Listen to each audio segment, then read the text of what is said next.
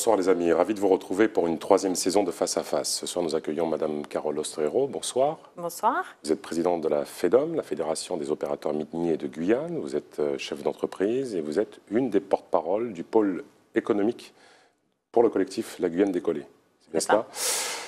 Vous avez poussé récemment, avec d'autres, un coup de gueule contre les études d'impact aujourd'hui nécessaires à toute personne qui souhaite se lancer dans une activité. Expliquez-nous. Alors en fait, c'est une modification un décret qui a modifié. Avant, les petites entreprises et les petits projets n'étaient pas soumis à une étude d'impact, simplement à une notice d'impact. Et cette modification a fait qu'ils ont porté des seuils, qu'ils ont abaissé des seuils.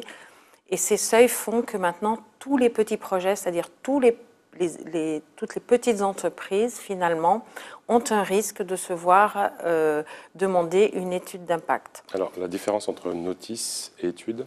Alors, l'étude d'impact, c'est on mesure les impacts environnementaux sur la surface du projet. Donc, on envoie des experts de reptiles, poissons, etc. C'est un coût, donc. Ah, c'est énorme. Donc, c'est en été et en saison des pluies.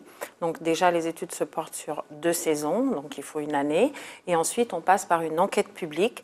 Évidemment, tout ça, ça a un coût qui est très, très important et qui ne peut pas être supporté par des petits projets.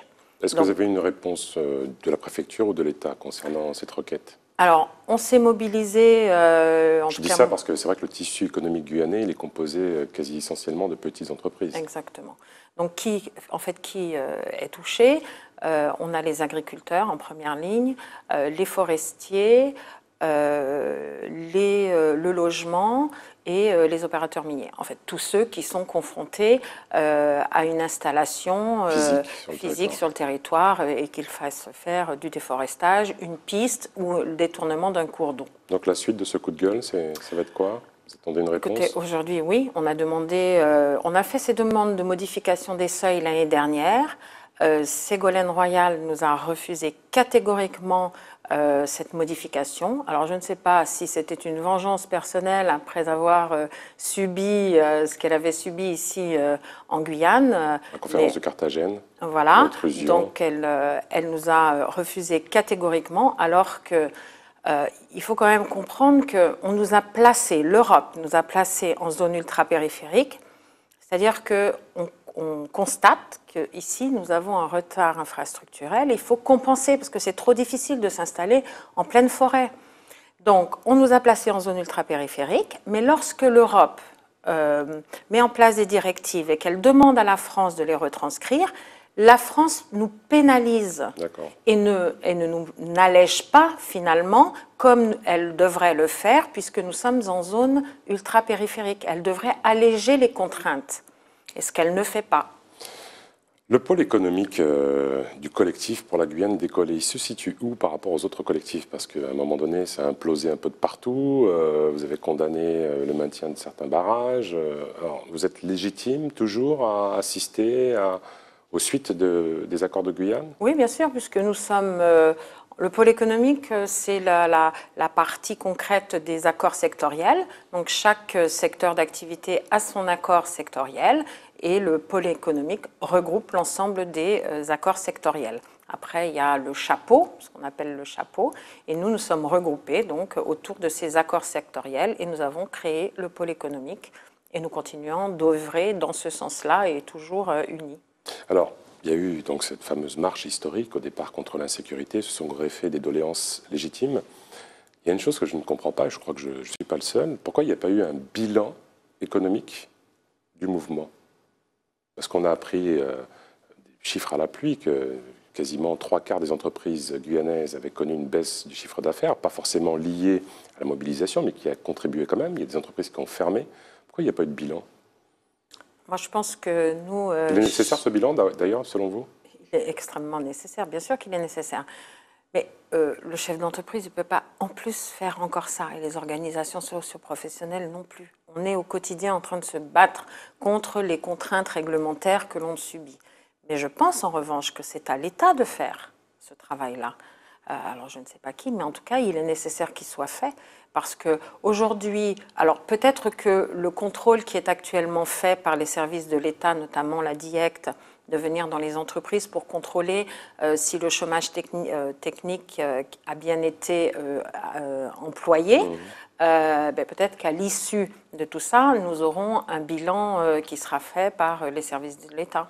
Alors, le projet Montagne d'Or passionne ici en Guyane. Pourtant, les opérateurs traditionnels déjà installés, opérateurs miniers, ont tous subi, vous compris, des enquêtes publiques. Ce qui suppose quand même que des gens manifestent de l'intérêt. Or, vous avez constaté, vous n'êtes pas la seule, que les gens ne sont pas venus s'intéresser à ces enquêtes publiques, comme s'ils acceptaient de facto le fait d'une production minière qui est là, sans s'interroger, etc. Comment vous l'expliquez, ça ?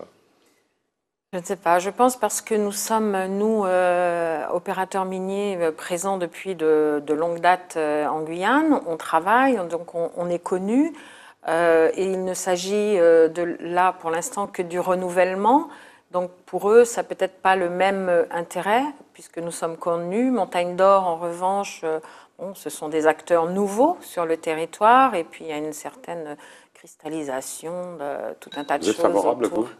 Bien évidemment, je suis toujours favorable à l'industrialisation de la Guyane, que ce soit dans le minier, forêt, pétrole, parce que la Guyane en a besoin. On meurt de défaut de projet, on n'a pas de projet. Il faut effectivement, comme le demande Léon Bertrand, d'avoir un projet pour la Guyane. Est-ce que le projet Montagne d'Or est censé être suivi par d'autres projets d'envergure ? Bien sûr. En fait, c'est un premier pas. On a déjà un autre opérateur qui est au Plata, qui va démarrer une petite production industrielle à petite échelle, et puis celui de Montagne d'Or derrière, demain peut-être le mien. Mais oui, et c'est une opportunité pour la Guyane, mais il faut à un moment donné qu'on y aille.